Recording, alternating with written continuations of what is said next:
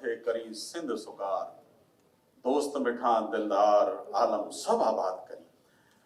वज़ीर आला सिंध सैयद मुराद अली शाह साहब से दरख्वास्त गुजार होंगे तशरीफ लाएं और अपने कलमात का इशारा करें।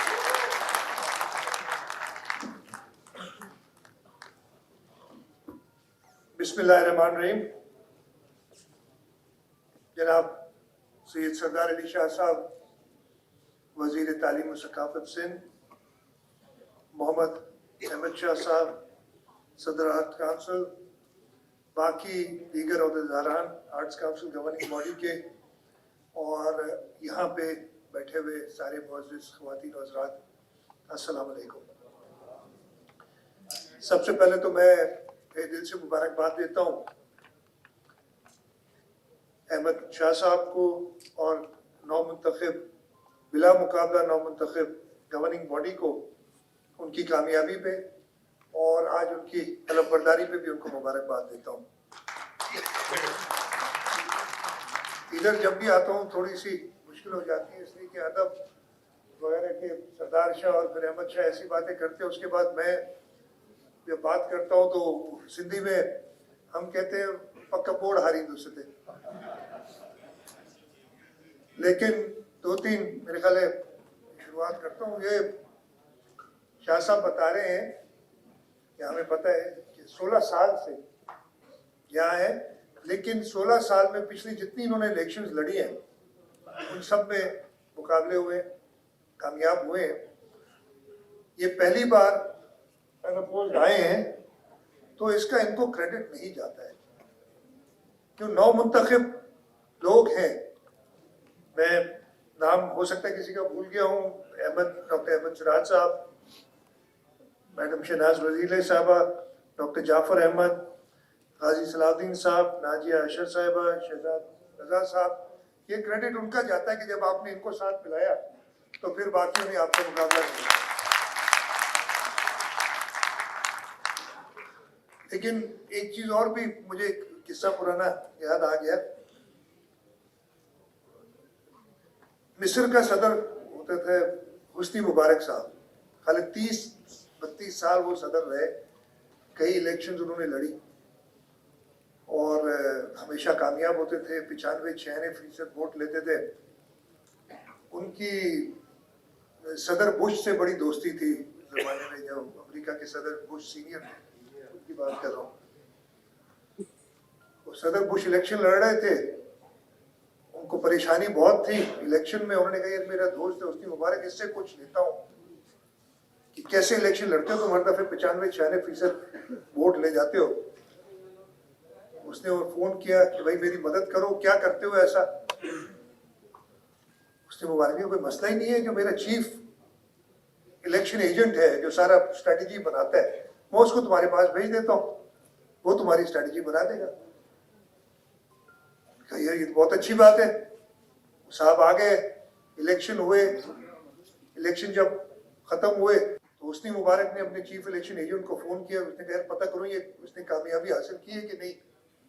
फोन किया, उससे पूछा कि भाई क्या हाल है, भाई ठीक ठाक, बिल्कुल फर्स्ट क्लास। कहते इलेक्शन जीत गए। इलेक्शन ठीक हुआ था, बिल्कुल इलेक्शन जीत गए। कहते बुश बन गया सदर। कहते कहाँ, आप बन गए सदर अमेरिका के। तो आपने भी कुछ ऐसे इधर कथन किया हुआ है कि आप ही सदर बनते हैं हर दफे।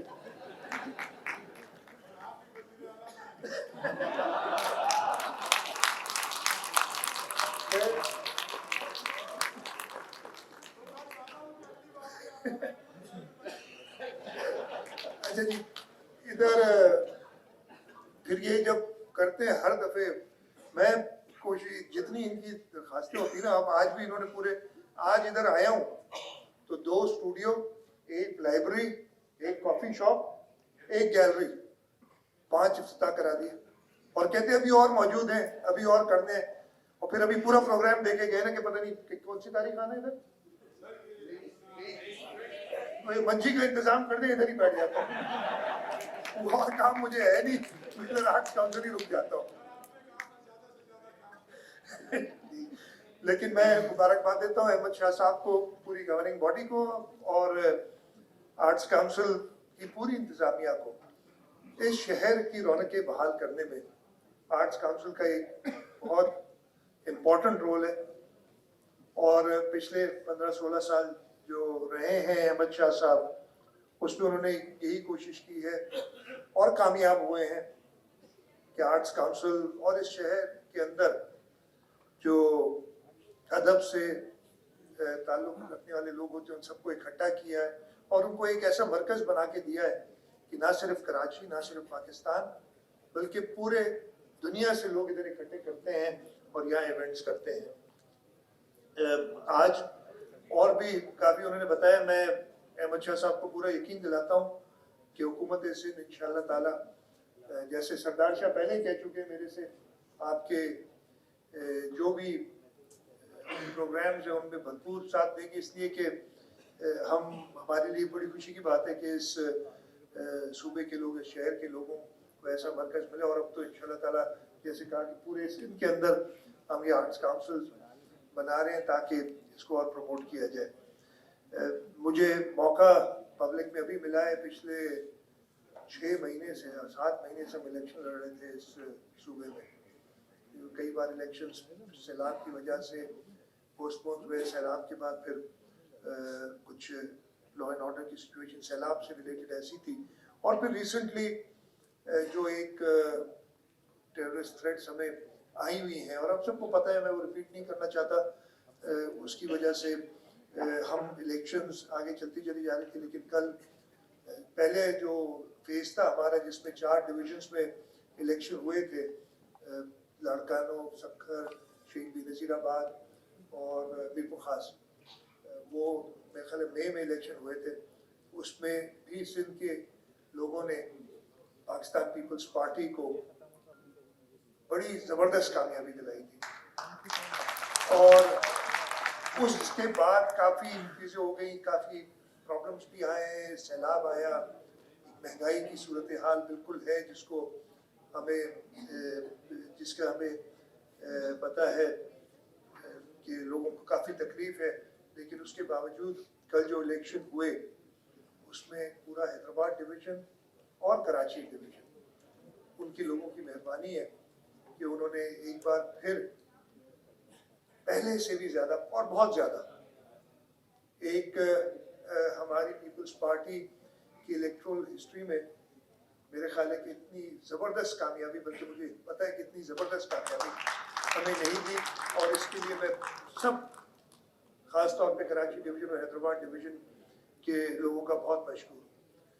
इसके साथ साथ मैं ये बता दूँ कि ये इलेक्शन आसान नहीं थे। मैं इलेक्टोरल प्रोसेस नहीं कर रहा था, उसमें तो हम लगे हुए थे और उसमें मेरा इतना कोई खास रोल नहीं था।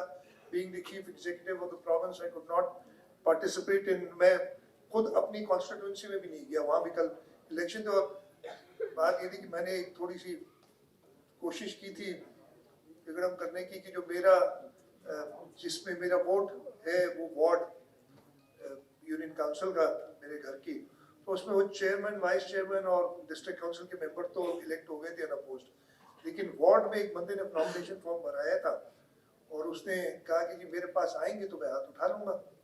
मैंने कहा नहीं, इसका फॉर्म भरा रहने तो इससे मुझे बहाना तो मिलेगा कि इलेक्शन के दिन मैं वोट डालने जाऊँ और अपनी कॉन्स्टिट्यूंसी जाऊँ।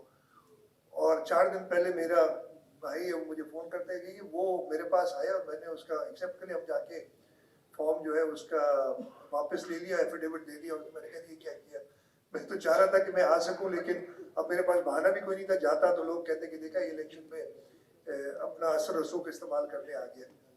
तो इसलिए मैं कराची में रहा, चीफ मिनिस्टर हाउस में रहा सारा दिन, सिवाय जो हमारे सेंट्रल पुलिस ऑफिस है उसमें देखने के लिए लॉ एंड ऑर्डर और सिक्योरिटी सिचुएशन, इसलिए कि वो मुझे काफ़ी परेशानी थी।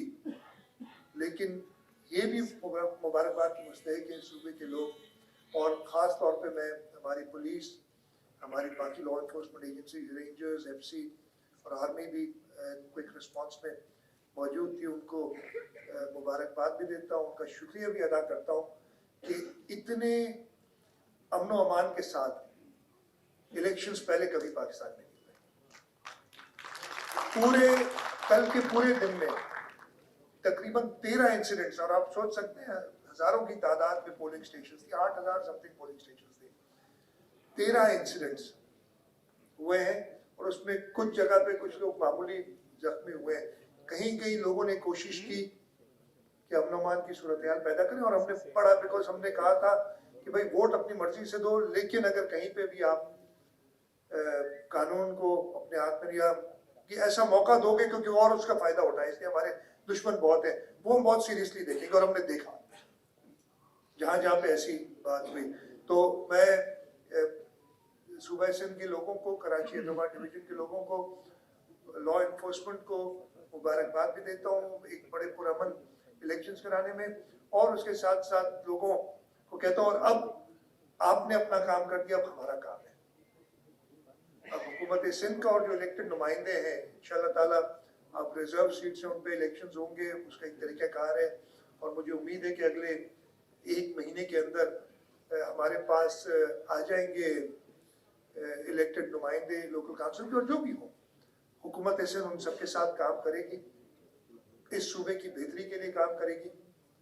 और मैं भी, जो भी इलेक्टेड नुमाइंदे, इसमें हमारे मुखालिफ भी कुछ लोग इलेक्ट हुए, कुछ कराची के अंदर टाउन्स हैं, हैदराबाद के अंदर टाउन्स हैं, मैं उनको मुबारकबाद भी देता हूँ। सब जो इलेक्ट हुए, चाहे वो पाकिस्तान पीपल्स पार्टी को, चाहे किसी और जमात से हो, और ये यकीन भी दिलाता हूँ कि पाकिस्तान पीपल्स पार्टी की सूबाई हुकूमत इस सूबे की बेहतरी के लिए, सूबे की बेहतरी के लोगों की बेहतरी के लिए उनके साथ मिलकर काम करेगी। तो ये मौका मुझे मिल गया था इसलिए कि मैं ये इलेक्शंस के बाद अभी मौका मिला, और अभी भी शायद काउंटिंग फाइनल चल रही है। बिकॉज अच्छा, ये एक मैं आपको क्लियर कर दूं, इसलिए कुछ लोगों का ख्याल है कि पता नहीं क्या इतनी लेट हो रहा है। हुकूमत सिंध का, यानी मेरा कोई ताल्लुक नहीं है उस वोट गिनने से। ये क्या, इलेक्शन कमीशन इस सारे मामले को देख रही है। जब 2018 के इलेक्शन आपको याद होंगे, उस वक्त एक RTS रिजल्ट ट्रांसमिशन सिस्टम बना था कि जी व्हाट्सएप पे भेज देते थे, वो पूरा उठा लेता था प्रोग्राम, और वो एक एक्सेल शीट में डाल देता था, रिजल्ट उसी वक्त आ जाती थी। और हमें ये बताया गया था कि कुछ घंटों में इलेक्शन खत्म होने के बाद इलेक्शन के रिजल्ट आ जाएंगे, लेकिन उस वक्त भी 4 दिन लगे थे इलेक्शन के रिजल्ट फाइनल हो। अच्छी तरह आपको याद होगा एक बहुत बड़ा मसला हुआ था जब RTS था। उस RTS के जो सिस्टम था, उसके लिए काफी लोगों को इतराजात बाद में हुए कि नहीं जी ये मैनिपुलेशन इससे हुई है। उसके बाद वो EVM इलेक्ट्रॉनिक वोटिंग मशीन की बात करते, जिसको हम कह रहे थे नहीं जी ये भी ऐसे ही चीज है कि जिससे मैनिपुलेशन हो सकती है। ये इलेक्शन कमीशन ने जो कराए वो सारा मैन्युअली काउंट हो रहा है, मतलब पोलिंग स्टेशन पे मैन्युअल काउंटिंग होती है।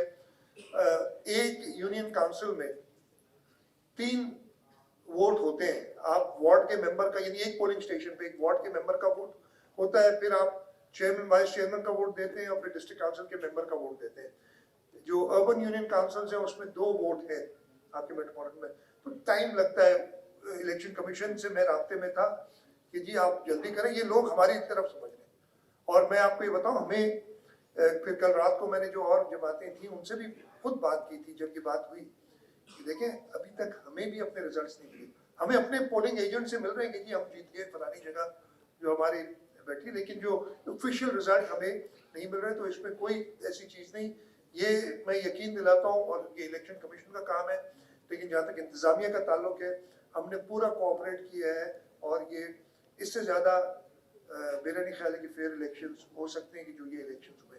और इसका जाहिर है ना, आपको मैं बता रहा हूँ कि अल्लाह ताला का बड़ा करम रहा है कि किसी का क्या कहते हैं, इंजरीज तो कुछ लोगों की हुई है हल्की फुल्की, लेकिन किसी का कोई मेजर कोई अस्पताल नहीं गया, चले इसको कहते किसी इंजरी की वजह से इस पे इलेक्शन के अंदर। और इस यही पता चलता है कि इंतजाम ऐसे किए गए थे सिक्योरिटी के, और लोग फ्री थे अपना वोट डालने के लिए, और उन्होंने अपने नुमाइंदों का इंतखाब किया है। मैं एक बार फिर आर्ट्स काउंसिल की जो नौमुंतखब अहदेदारान हैं गवर्निंग बॉडी के, उनको मुबारकबाद देता हूँ, और आपको यकीन दिलाता हूँ सरदार शाह साहब आपके साथ हर वक्त कांटेक्ट में होते हैं, और मैं भी अहमद शाह साहब के छोड़ते नहीं है, मिल जाते हैं हर जगह। और जैसे मैंने कहा कि मैंने वो आज लाइब्रेरी देखी जोशपुरी आबादी की लाइब्रेरी देखी, जो मैंने कहा ये मेरी रिटायरमेंट के लिए जगह बना दी आपने कि इधर आके मुताला करेंगे, किताबें पढ़ेंगे। जगह होगी,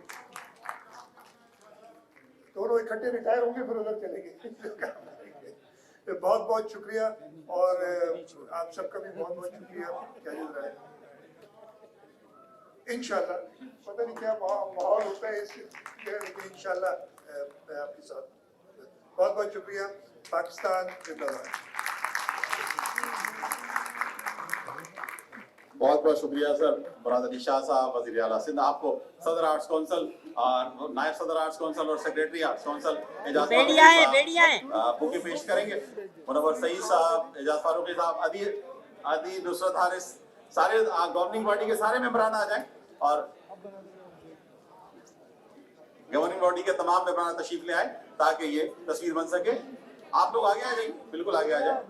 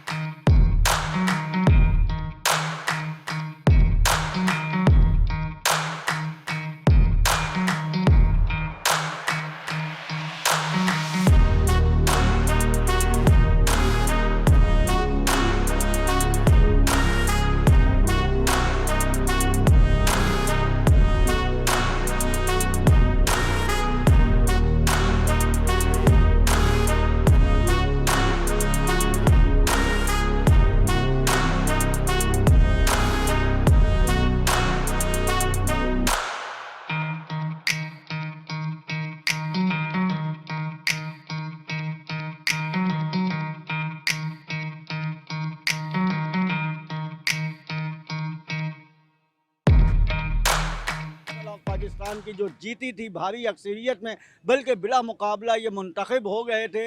आज उसकी हलफ बर्दारी थी। हलफ बर्दारी के हवाले से हमारे पाकिस्तान के बहुत से अदीब, शायर और यहाँ के मेंबरान जो हैं उन्होंने कसीर तादाद में शिरकत की, और इस तकरीब के मेहमान खुसूसी थे वज़ीर आला सिंध मुराद अली शाह साहब। और उन्होंने क्या कहा, और उसके अलावा यहाँ पे जो मेंबरान हैं उनका क्या कहना है इस गवर्निंग बॉडी के हवाले से जिन्होंने आज हलफ उठाया है, हम इसी पे आज बात करेंगे। तो आप लोग हमारे साथ रहिए। इस वक्त हमारे साथ मौजूद हैं ब्रिगेडियर करार हुसैन साहब। करार साहब, आज आपने देखा आर्ट्स काउंसिल ऑफ पाकिस्तान ने हलफ बर्दारी की तकरीब मुनक्किद की है और हलफ भी लिया है। इस हवाले से आप क्या कहेंगे, आर्ट्स काउंसिल को कैसा देखते हैं आप? बिस्मिल्लाहिर्रहमानिर्रहीम। आसिफ शर्मिला भाई, एक तो बहुत शुक्रिया। मैं आपके प्रोग्राम देखता हूँ, बहुत अच्छे प्रोग्राम करते हैं आपके, जो नॉलेज से भरपूर प्रोग्राम होते हैं, तो उसके लिए तो मैं आपको दाद पेश करता हूँ। देखिए, आर्ट्स काउंसिल ऑफ पाकिस्तान जो कराची है, ये पूरे पाकिस्तान में हमारे आर्ट्स से रिलेटेड एक्टिविटी की जान है, और उसमें मैं क्रेडिट देता हूँ सैयद अहमद शाह साहब को, जिन्होंने पिछले 10 सालों में इसमें एक नई जान डाल दी। और कराची जैसे शहर में जहाँ पे लोग सहमे में रहते थे, स्ट्रीट क्राइम ज़्यादा थे, शहर में सियासी तौर पे बहुत ज़्यादा मसाइल थे, दोबारा इसकी रौनकें बहाल हुई हैं। तो सबसे पहले तो मैं अहमद शाह साहब और उनकी पूरी टीम को मुबारकबाद देता हूँ। और उसके बाद बिला मुकाबला, जैसे कि आपने थोड़ी देर पहले ख़ुद कहा कि उनका पूरा पैनल बिला मुकाबला जीता है, तो बिला मुकाबला जीतने का मतलब यह है कि उन्होंने काम इतना किया है कि जितने भी मेंबरान हैं आर्ट्स काउंसिल ऑफ पाकिस्तान के, वो उनके साथ हैं। अच्छा, अभी आती है बात आज की तकरीब जो हल्फ वफादारी या हल्फ उठाने की थी। देख, जब हम हल्फ उठाते हैं तो वो इकरार करते हैं उस अदारे के साथ, अल्लाह के साथ, कि हम इस हल्फ की रोशनी में अपनी पूरी मेहनत और जानदारी के साथ अपने फ़राइज़ अंजाम देंगे। जैसा कि हमने माजी में देखा कि इनकी गवर्निंग बॉडी ने बहुत अच्छे प्रोग्राम किए, उर्दू कॉन्फ्रेंस करते हैं, यूथ प्रोग्राम करते हैं, म्यूज़िक फेस्टिवल्स होते हैं, बहुत प्रोग्राम होते हैं, और अभी तो इंटरनेशनली जा रहे हैं। तो मुझे उम्मीद है इंशाल्लाह अल्लाह ताला से कि जिस तरह की लीडरशिप है अहमद शाह साहब में, उसका बहुत कायल हूँ। अगर मैं परवेज़ मुशर्रफ के बाद जिंदा लोगों में से किसी भी लीडर का कायल हूँ लीडरशिप का, तो अहमद शाह साहब है। पहले परवेज़ मुशर्रफ साहब, थैंक यू सो मच। बहुत बहुत शुक्रिया जी। आपने रिटायर्ड ब्रिगेडियर कल्लार साहब की बात सुनी। मज़ीद यहाँ पे लोगों का और क्या कहना है, हम आपको अपने साथ लेके चलते हैं। जी, इस वक्त हमारे साथ जो नौ मुंतखब गवर्निंग बॉडी जो मुंतखब हो के आई है बिला मुकाबला आर्ट्स कौंसल में, जैसा कि हमने आपको बताया कि उन्होंने आज हलफ बर्दारी की तकरीब मुनक्कद की और इसमें वज़ीर आला सिंध आए। तो हम गवर्निंग बॉडी के एक और यहाँ पे हमारे साथ मौजूद हैं जो कि आर्ट्स कौंसिल ऑफ पाकिस्तान के जनरल सेक्रेटरी भी रहे और उसके साथ साथ अब दोबारा से बिला मुकाबला मुंतखब होके आए हैं। तो जाहिर है कि आज हलफ बर्दारी है, इसके बाद किसको क्या सीट दी जाती है उसके हिसाब से उनको वो सीटें भी मिलेंगी। तो हमारे साथ मौजूद है बहुत ही मुअज़्ज़िज़ और एक अरसा दराज से कई सालों से आर्ट्स कौंसिल ऑफ पाकिस्तान की फ़नकारों की स्पोर्ट्स की बहुत खिदमत करते चले आ रहे हैं एजाज़ फ़ारूक़ी साहब।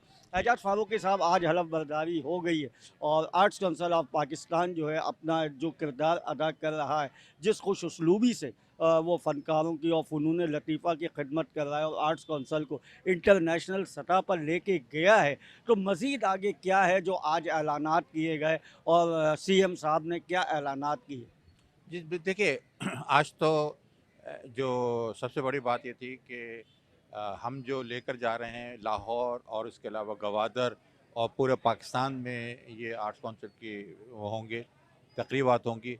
उसके बाद फिर इंटरनेशनल लेवल पर सबसे पहले ह्यूस्टन में है 24-25 को, वहाँ पर बाकायदा कॉन्फ्रेंस है और वो आर्ट्स कौंसिल के लेवल पर ही हो रही है। आर्ट्स कौंसिल उसमें पूरा उनको तैयारी कर रही है। मैं ख़ुद ह्यूस्टन गया था और वहाँ पर उसमें इंतज़ामात का सारा जायज़ा लेकर मैं आया हूँ। तो इंशाल्लाह हमारी तैयारी पूरी मौजूद तैयारी है और सबसे बड़ी बात यह है कि यहाँ इस साल हम आगे बढ़ा रहे हैं। जहाँ जहाँ मौका मिलेगा इंशाल्लाह जो प्रोग्राम हमने बनाया है उस प्रोग्राम को पूरा लेकर चलेंगे और इसको नेशनलाइज और फिर उसके बाद हम इंटरनेशनल लेवल पर लेकर चल रहे हैं इसको। एजाज फ़ारूक़ी साहब, आप और अहमद शाह साहब ने मिल के जिस तरह से आर्ट्स कौंसिल के लिए काम किया, जब कोविड आया था उस वक्त जिस तरह से आपने फ़नकारों की सपोर्ट की, फ़नून लतीफ़ा से वाबस्ता लोगों की सपोर्ट की और वैसे भी आप लोग जब कोई ऐसी बात देखते हैं तो उनको राशन की सूरत में या कैश की सूरत में उनको अप्रिशिएट करते हैं और उनकी तज़लील भी नहीं होती है। तो मज़ीद मैं ये जानने की कोशिश करूँगा कि अब बहुत से इदारे आपके ज़मरे में आ रहे हैं, बहुत सी लाइब्रेरीज़ आपके ज़मरे में आ रही है, तो ऐसा क्यों नहीं होता है कि हर ज़िले में कोई एक छोटा सा आर्ट्स कौंसिल बन जाए और वो प्रोग्राम जो लोग यहाँ नहीं आ सकते, वो अदीब, वो शायर, वहाँ पे उनकी तकरीबात हो जाए? तो ऐसा कुछ प्लान नहीं है आपकी? शाह साहब का इस सिलसिले में प्रोग्राम है और ये काफ़ी लाइब्रेरीज़ को विज़िट भी कर चुके हैं और जहाँ जहाँ गवर्नमेंट इनको लाइब्रेरीज़ की ज़िम्मेदारी दे रही है वो शाह साहब उसमें बाकायदा उस ज़िम्मेदारी को निभा रहे हैं और प्लानिंग हो रही है, आगे बढ़ रहे हैं, उनकी फ़ाइनल हर चीज़ फ़ाइनल होती जा रही है। तो जिन जिन जगहों पर उन्होंने पॉइंट आउट किया है अभी उसको उसी एंगल से शाह साहब उसको लाइब्रेरीज़ को देखते जा रहे हैं और जहाँ जहाँ ज़रूरत पड़ेगी वहाँ उनको पूरा भरपूर तैयारी मौजूद रहेगी। बहुत बहुत शुक्रिया एजाज फ़ारूक़ी साहब, आपने वक्त दिया, थैंक यू वेरी मच। जी, इंटरनेशनल सतह पे आर्ट्स कौंसिल ऑफ पाकिस्तान को पहुंचाने वाले अहमद शाह एजाज फ़ारूक़ी साहब हैं और अब देखिए कि पाकिस्तान से बाहर भी हमारे फ़नकार जाएंगे और हमारे मुल्क का नाम रोशन करेंगे। मज़ीद लोगों से बात करते हैं। नाज़रीन, इस वक्त हमारे साथ आर्ट्स कौंसिल ऑफ पाकिस्तान की एक बहुत ही सीनियर शख्सियत मौजूद हैं जो कि कई दहाइयों से, बल्कि मैं ये कहूँगा कि जब से अहमद शाह एजाज फ़ारूक़ी पैनल यहाँ जीतता चला आ रहा है उस वक्त से आज तक और उससे पहले भी आर्ट्स कौंसिल ऑफ पाकिस्तान के खिदमत करते चले आ रहे हैं, गवर्निंग बॉडी के अहम रुकन भी हैं और उसके साथ साथ हमारे सीनियर पीटीवी के प्रोड्यूसर भी हैं और कई काम इनके क्रेडिट पे हैं जो कि इंटरनेशनल सतह पे माने जाते हैं। हमारे साथ मौजूद है सीनियर पीटीवी डायरेक्टर, प्रोड्यूसर और आर्ट्स कौंसिल ऑफ पाकिस्तान की बहुत अहम शख्सियत गवर्निंग बॉडी की इकबाल लतीफ़ साहब। इकबाल लतीफ़ साहब, आज हलफ बर्दारी हो गई अल्हम्दुलिल्लाह, तो अब आगे क्या है आपके शेड्यूल में कि अब क्या मकसद आगे मज़ीद आर्ट्स कौंसिल की तरक्की के लिए, इसकी कामयाबी के लिए क्या है? मैं इब्तिदा करूँगा इस बात से कि होता है फिर ज़्यादा पैमा, फिर कारवां हमारा, होता है ज़्यादा पैमा, फिर कारवां हमारा। ये कारवां है जो 20 साल पहले अहमद शाह के साथ मिलकर हम लोगों ने जिसके सफ़र की इब्तिदा की थी, आज वो अपने उस मुकाम पे पहुंच चुका है जहां सारी दुनिया में आर्ट्स काउंसिल का एक नाम है, उसकी एक हैसियत है, उसको पहचाना जाता है। उर्दू कॉन्फ्रेंस हो, म्यूज़िक के प्रोग्राम्स हों, म्यूज़िक कॉन्सर्ट्स हों, यूथ फेस्टिवल्स हों, उर्दू मुशायरे हों, किताबों की रुनुमाइयाँ हों, नौजवानों को आगे बढ़ाने के लिए एकेडमीज़ हों, ये सब हो चुका है और आगे मज़ीद काम जारी है। तो ये नया साल जो है वो नए जज्बों के साथ में फिर शुरू हो रहा है और इंशाअल्लाह अपनी वो मनाजिल हासिल करेगा जो अहमद शाह की सरबराही में उनकी सारी टीम सोच रही है और जिसके लिए वो सब मिलजुल कर काम करेंगे। इकबाल लतीफ़ साहब, यहाँ पे arts council of Pakistan Karachi ने बहुत तरक्की की, बहुत कुछ किया। ये सवाल मैंने कई जगह पे किया है, जैसे कि आपको लाइब्रेरी सिंध की तमाम लाइब्रेरीज़, उसके ऑडिटोरियम्स मिल गए हैं। तो ज़िलाई सतह पे जो कि हमारे ज़िले हैं, उनकी सतह पे कोई मिनी आर्ट काउंसिल बन जाए ताकि वहाँ के जो लोग हैं जो यहाँ नहीं आ सकते, वहाँ बैठें, वो अपनी गैदरिंग करें और वहाँ पे छोटी मोटी कोई तकरीबात मुनक्कद करें और उसकी सरपरस्ती ये arts council of Pakistan Karachi Ahmed Shah साहब अपनी सरबराही में करें। जी, इसकी इब्तिदा हो चुकी है, आपने देखा होगा सेंट्रल कराची में, न्यू कराची के करीब और गुलशन इकबाल में, नीपा चौरंगी से आगे ये इंतज़ामात हो चुके हैं। और आप एक ज़िले की बात कर रहे हैं, हम तो पूरे सिंध के अंदर आर्ट्स काउंसिल को फैला रहे हैं। तमाम शहरों में, तमाम कस्बों में आर्ट्स काउंसिल का क़याम हो चुका है और जहाँ नहीं हुआ वहाँ तैयारियाँ हो रही हैं। और सिर्फ यही नहीं, पाकिस्तान के तमाम बड़े शहरों में हम उर्दू कॉन्फ्रेंस के ज़रिए, अपने प्रोग्रामों के ज़रिए आर्ट्स काउंसिल के पैगाम को आगे बढ़ा रहे हैं। और अल्हम्दुलिल्लाह अब कनाडा, अमेरिका, जर्मनी, लंदन, इन सब जगहों पर आर्ट्स काउंसिल जो है वो उर्दू कॉन्फ्रेंस के एतबार से ही नहीं बल्कि अदब और सकाफ़त की तरक्की के एतबार से अपना पैगाम लेकर जाएगी और इंशाअल्लाह वो काम करेगी जो आर्ट्स काउंसिल के बुनियादी मकासद में है। वो ख्वाब जो हमने देखे थे, अब उनके मुकम्मल तौर से पूरा होने का दिन आ गया। पूरा होने का दिन आ गया है। आर्ट्स काउंसिल ऑफ पाकिस्तान जिस तरह फ़नून लतीफ़ा के हवाले से काम कर रही है, इसके तमाम मेंबरान, जितने भी मेंबरान हैं, वो तो एतराफ़ करते करते उसके अलावा पूरी दुनिया में इस बात का एतराफ़ किया जा रहा है कि आर्ट्स काउंसिल ऑफ पाकिस्तान जिस तरह से अपनी सकाफ़त, अपनी तहज़ीब की के फ़रोग़ के लिए काम कर रही है और मज़ीद जो आगे ये काम करेगी, उससे बहुत सी उम्मीदें हैं। और इस तरह के काम आज तक देखने में नज़र नहीं आए कि अब इंटरनेशनल सतह पे हमारे फ़नकार, हमारे अदीब, हमारे शायर, उनका नाम वहाँ तक जा रहा है। आइए आगे मज़ीद लोगों से बातें करते हैं। जी नाज़रीन, अब हमारे साथ मौजूद है हमारे मुल्क का एक बहुत ही जगमगाता स्टार, मिज़ाह के हवाले से दुनिया भर में उसने अपना एक मुकाम बनाया, अपना एक नाम बनाया और ख़ास करके इंडियन लाफ्टर चैलेंज के ज़रिए जो उनको इंटरनेशनल शोहरत मिली है, उसके हवाले से आज चाहे 5 साल का बच्चा हो या 80 साल का बूढ़ा, सब जानते हैं और इनका नाम सुनते ही चेहरे पे मुस्कुराहट आ जाती है। आज हलफ बर्दारी arts council of Pakistan Karachi में जो हुई है, उसमें शमूलियत के लिए आए हैं, तो इनसे बात करेंगे। जी, आज हलफ बर्दारी हुई arts council of Pakistan Karachi की, तो हलफ बर्दारी के बाद अब आपको क्या उम्मीदें हैं कि अब ये अपना काम करें? तो किस तरह देखते हैं जो अब तक काम हुआ, उसके हवाले से आप क्या कहेंगे? सबसे पहले तो मेरी तरफ से सबको अस्सलाम वालेकुम। और उम्मीदें वहाँ लगाई जाती हैं जहाँ काम ना हो रहा हो, और यहाँ तो वो काम हो रहा है कि आज माशाल्लाह आर्ट्स काउंसिल इंटरनेशनल लेवल पर अपना एक नाम रखता है, एक मकाम रखता है। उसके आर्टिस्ट, उसके मेंबर और उसमें जितने भी लोग परफॉर्म करने वाले हैं, वो भले किसी भी शोबे से हों, तो इंटरनेशनल लेवल पर वो एक अपना नाम रखते हैं, मकाम रखते हैं। तो माशाल्लाह से यहाँ से तो सारी उम्मीदें पूरी हो रही हैं, बल्कि उम्मीद से ज़्यादा काम हो रहा है। और वाकई अहमद शाह साहब जो हमारे आर्ट्स काउंसिल के सदर हैं, हर दिल अजीज़, मोहब्बत करने वाली शख्सियत, और यही वजह है कि मुसलसल 16 साल से वो जीत रहे हैं, क्योंकि माशाल्लाह वो काम करके दे रहे हैं, लोगों के दिल जीत रहे हैं, लोगों के साथ मतलब हमदर्दी, प्यार, मोहब्बत, पूरा टाइम देना, तो ये उस बंदे की फितरत है। तो ऐसे बंदे को कौन छोड़ सकता है? तो माशाल्लाह से इंशाअल्लाह ताला हमें इस साल भी उम्मीद है कि हमारी उम्मीदों से बढ़ के ही काम होगा और इंशाअल्लाह आर्ट्स काउंसिल मज़ीद तरक्की करेगा।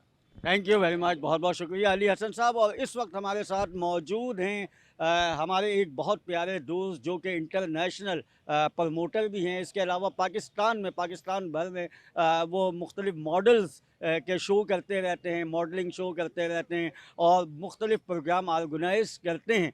तो मेरे साथ मौजूद हैं हमारे बहुत ही अच्छे दोस्त। जी, आप क्या कहेंगे आज की तकरीब के हवाले से? सबसे पहले अस्सलाम वालेकुम तमाम देखने वालों को और बहुत थैंक यू आसिफ भाई। आज का प्रोग्राम बहुत अच्छा है। हम तहे दिल से अहमद शाह साहब को और अहमद शाह साहब की पूरी टीम को दिल से मुबारकबाद पेश करते हैं। उनकी काविशें आर्ट काउंसिल में बहुत ज़्यादा हैं, उनकी मेहनत, उनकी लगन और ये सब चीज़ें आर्ट काउंसिल की ज़िंदगी बदल के रख दी है, माहौल बदल के रख दिया है। हम तहे दिल से अहमद शाह को बहुत दिली मुबारकबाद पेश करते हैं। थैंक यू वेरी मच, बहुत बहुत शुक्रिया, क्योंकि ये तमाम मेंबरान हैं नाजरीन और इन मेंबरान के ये ख़यालात हैं और फिर गवर्निंग बॉडी के जो लोग हैं उनकी भी हमने आपको बातें सुनवाई। तो ये तमाम चीज़ें हैं। फ़नून लतीफ़ा तकरीबन एक अरसा हो गया है कि वो बिल्कुल उस जगह आ गया कि अब शोबिज़ की सरगर्मियाँ जो हैं वो बहुत हल्की और मान पड़ गई। लेकिन आर्ट्स काउंसिल ऑफ पाकिस्तान ने उनको ज़िंदा रखा हुआ है। इसमें हमारी सिंध हुकूमत का भी बहुत बड़ा अमल दखल है कि सिंध हुकूमत जो बजट देती है उससे ये तमाम काम बआसानी आर्ट्स काउंसिल ऑफ पाकिस्तान के जो गवर्निंग बॉडी है और अहमद शाह साहब जो हैं इसके सदर हैं वो इसको बाखूबी अंजाम देते हैं। तो अगर इसी तरह से काम इलाकाई सतह पे या ज़िलाई सतह पे भी हों तो यकीनन हमारे फ़नकारों में एक खुशी आएगी, बल्कि हमारा कल्चर, हमारी सकाफ़त जो है वो मज़ीद प्रमोट होगी और फ़नकारों के घर के चूल्हे भी जल सकेंगे। इसी तरह से काम होता रहना चाहिए ताकि फ़नून लतीफ़ा के लोगों को भी सपोर्ट मिल सके। इसी के साथ ही इजाज़त दीजिए कैमरामैन अली असगर के साथ आसिफ शर्मिला, विनस टीवी, कराची।